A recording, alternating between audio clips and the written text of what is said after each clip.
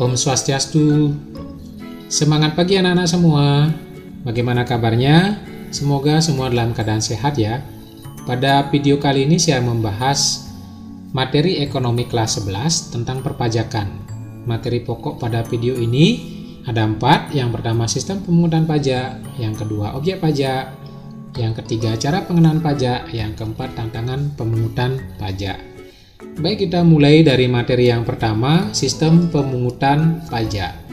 Sistem pemungutan pajak yang pernah dilaksanakan di Indonesia berdasarkan sejarah itu ada 3 ya. Yang pertama, official assessment system, yang kedua, semi self assessment system dan withholding system, yang ketiga, full self assessment system. Nah, apa itu official assessment system? Official assessment system yaitu sistem di mana besar pajak dihitung oleh fiskus atau pemungut pajak. Sistem ini dilaksanakan sampai pada tahun 1967.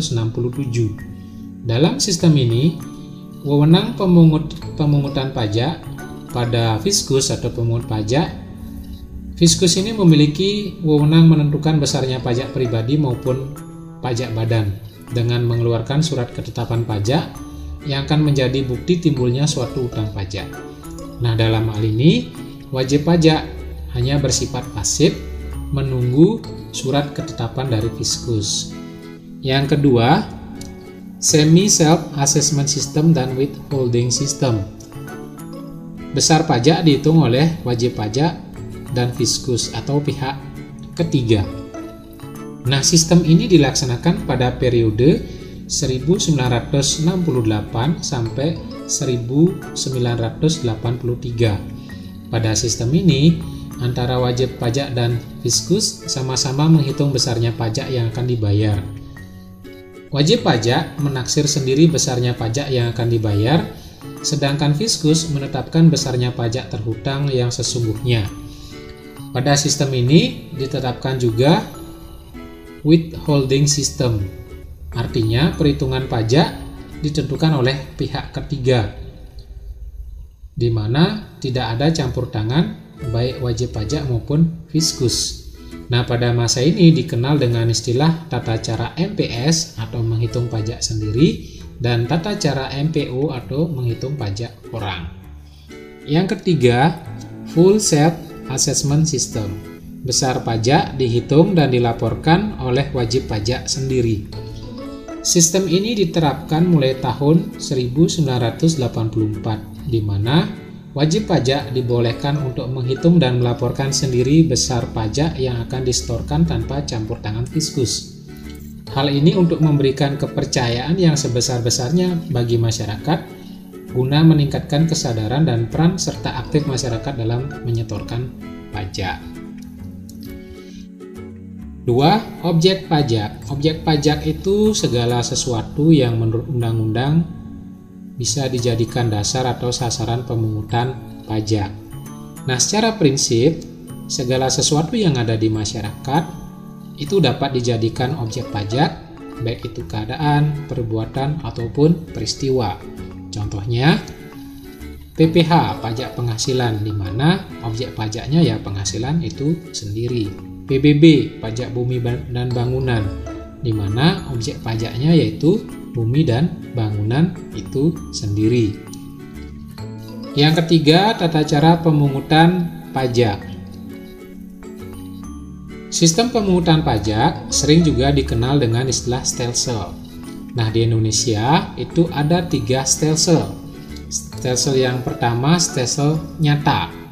Stelsel nyata ini menerangkan bahwa pemungutan pajak baru dapat dilaksanakan pada akhir tahun setelah mengetahui penghasilan sesungguhnya yang diperoleh pada masa pajak yang bersangkutan. Jadi, penetapan besarnya pajak baru bisa ditentukan setelah akhir tahun dengan melihat penghasilan sesungguhnya dari wajib pajak itu sendiri. Yang kedua, stelsel anggapan.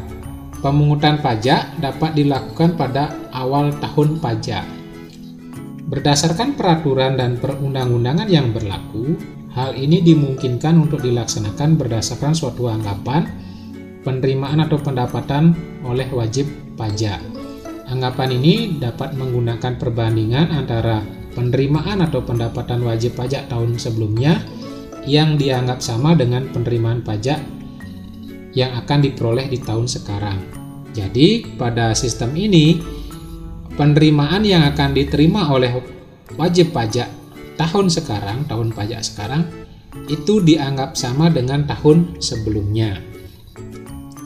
Yang ketiga, stelsel campuran.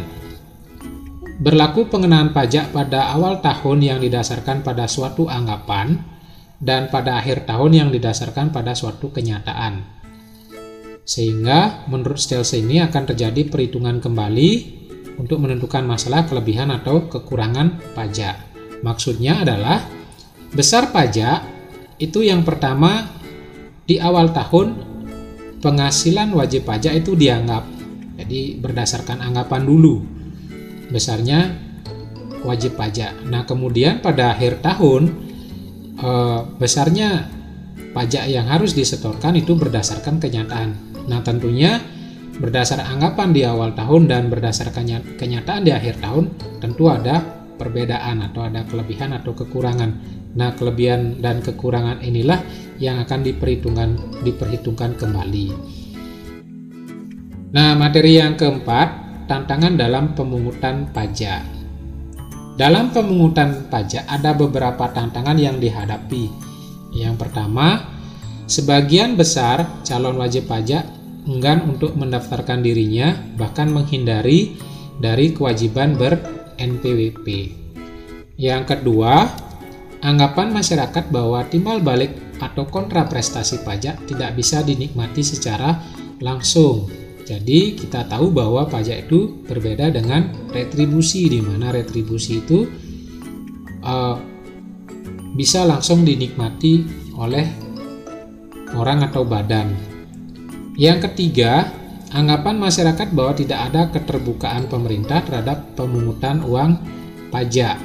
Sehingga dalam hal ini pemerintah perlu menyusun sistem pemungutan pajak yang bersifat transparan sehingga bisa memberikan pengertian kepada wajib pajak atau masyarakat dan memberikan keterbukaan sistem penyaluran pajak bagi masyarakat sehingga masyarakat akan percaya terhadap pengelolaan uang pajak.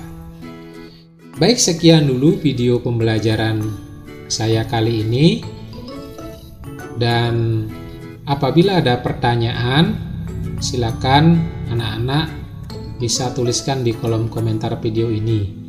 Akhir kata, saya ucapkan terima kasih. Semangat pagi!